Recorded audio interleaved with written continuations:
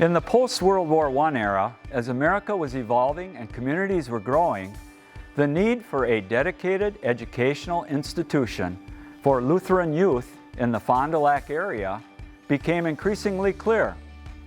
It was during this time that a vision took shape, led by Viola Zimmerman, an 8th grader at St. Peter's in Fond du Lac.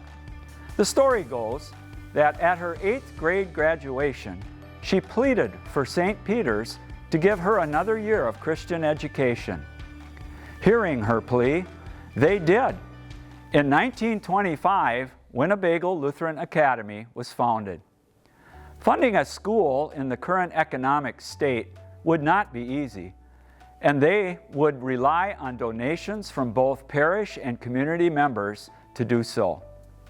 The 9th grade class would be headed by Pastor Musa and Mr. E. Jacobs, and be made up of 22 members, costing each student $27 per year.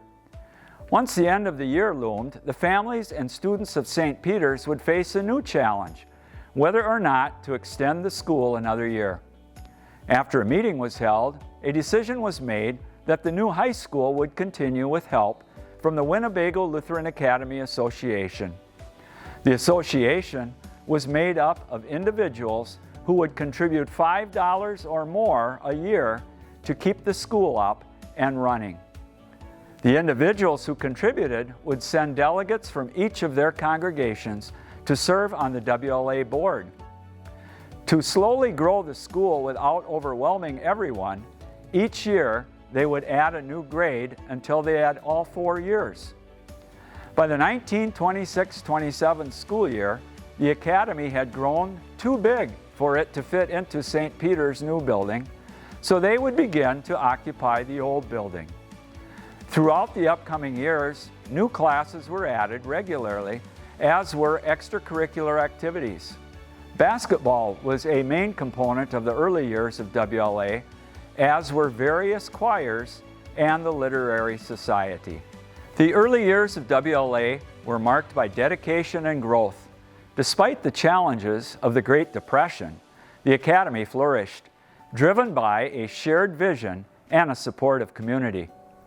Teachers and staff worked tirelessly to build a strong foundation for their students, focusing on both academic excellence and spiritual growth. As the world plunged into World War II, Winnebago Lutheran Academy remained a beacon of hope and resilience. The conflict brought its own set of challenges, but the Academy continued to thrive.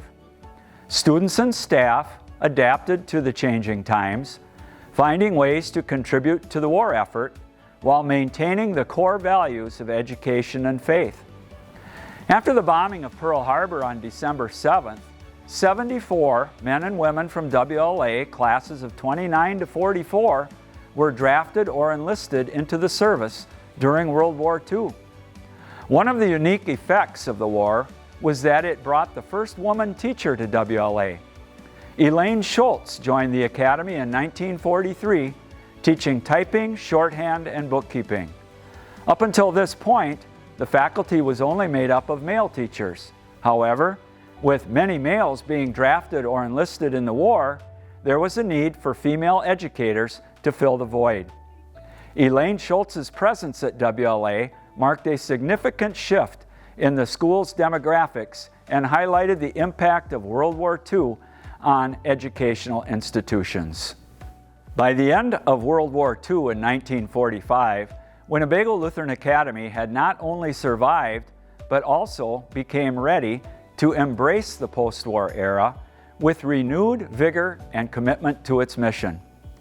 By 1945, WLA would have 204 graduates and have established itself as a key institution in the community.